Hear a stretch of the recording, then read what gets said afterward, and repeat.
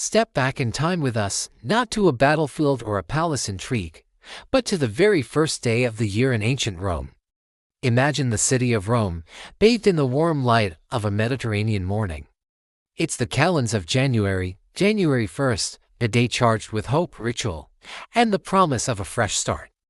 This wasn't just another date on the calendar, it was the dawn of a new cycle, a moment meticulously crafted and celebrated by an entire civilization. And at the heart of this new beginning stands one of history's most iconic figures, Julius Caesar. Before Caesar, the Roman calendar was a chaotic mess. It was shorter than the solar year, and extra months had to be inserted periodically just to keep the seasons from drifting wildly. Festivals meant for spring could end up in autumn. Imagine planning a summer holiday and having it land in the middle of winter. It was confusing for farmers, for priests, and for everyday citizens. This wasn't just an inconvenience, it was a societal problem. A reliable calendar was essential for agriculture, for religious observances, and for the basic administration of a sprawling republic. Then, in 46 BC, Julius Caesar, drawing on the expertise of Greek astronomers like Sosigenes of Alexandria, introduced a radical reform. He created the Julian calendar, a solar-based system with 365 days and a leap year every 4 years. It was a marvel of its time, a testament to Roman practicality and ambition. To align the new calendar with the seasons, Caesar had to make the year 46 BC an astonishing 445 days long. It was called the Year of Confusion, but it paved the way for centuries of order. And with this new, stable calendar, he permanently set January 1st as the first day of the year. So, as the sun rises on this first day, the city of Rome stirs with a unique energy. The air, usually thick with the clamor of commerce and politics, is now filled with a sense of reverence and celebration. The streets, normally crowded with chariots and merchants, are instead pathways for processions. People emerge from their homes dressed in their finest white togas, a symbol of purity and new beginnings. There's a palpable feeling in the air, a collective exhale after the old year and a shared breath of anticipation for the new one. This day was deeply significant because January is named for Janus, the two-faced god of beginnings, endings, gates, and transitions. One face looks back to the past, the other forward to the future. This powerful symbolism was not lost on the Romans. On January 1st, the doors of his main temple in the Roman Forum, which were closed in times of peace and open in times of war, were a focal point of national sentiment. To see them closed was a profound symbol of stability and a prayer for the year to come. The day's official ceremonies would begin early. The newly elected consuls, the two highest magistrates of the Roman Republic, would start their term of office on this day. It was their inauguration.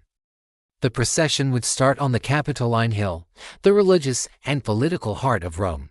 Imagine the scene: priests in their elaborate vestments, senators in their purple-striped togas, and the consuls themselves, preceded by lictors carrying the fasces. The iconic bundle of rods and an axe that symbolized their power and authority. They would make their way to the temple of Jupiter Optimus Maximus, the greatest of all Roman temples. Here, sacrifices would be made.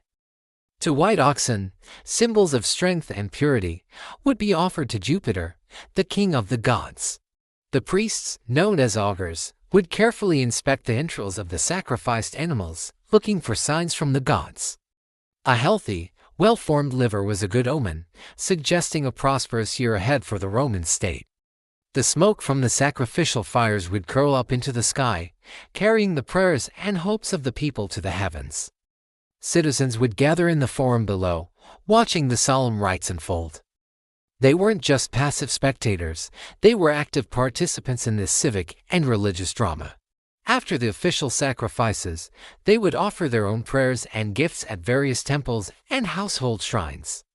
The scent of incense would mix with the aroma of roasting meats and sweet honey cakes, special treats prepared for the occasion. The day was a public holiday, a time for both solemnity and joy. After the formal religious ceremonies, the social aspect of the day would come alive.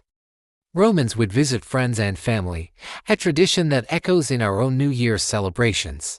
They would exchange good wishes for the coming year, saying Annum Novum Faustum Felicem Tibi Procor, which means I wish you a happy and prosperous new year.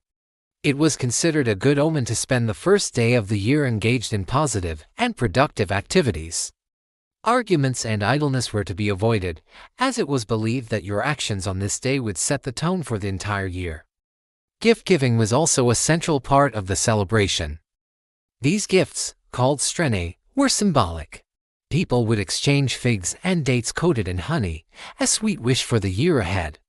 Small coins, often featuring the image of the two-faced god Janus, were also popular, symbolizing the hope for wealth and good fortune. These weren't extravagant presents, but rather tokens of goodwill and affection, strengthening the bonds of community and friendship. The tradition was so ingrained that even the emperors expected to receive these New Year-esque gifts from their subjects. Statues and images of Julius Caesar would have been prominent throughout the city. After his deification, he was worshipped as a god, Divus Julius. On a day that was so intrinsically linked to his calendar reform, Romans would have made offerings at his temples and altars, honoring the men who had literally set their time straight. His legacy wasn't just in conquests or political maneuvering, it was in the very rhythm of their daily lives, marked by the rising and setting of the sun according to his calendar. As the day progressed, the mood would shift from solemn ritual to festive celebration. The streets would fill with music, laughter, and the sounds of people enjoying the holiday. Families would gather for special meals, sharing the honeyed fruits and cakes they had exchanged earlier. It was a day of feasting, but not of wild excess. The emphasis was on togetherness and starting the year on a positive, harmonious note. Imagine walking through the Roman Forum on that afternoon. The great basilicas, law courts, and Senate House stand as monuments to Roman power. The sun casts long shadows from the arches and columns.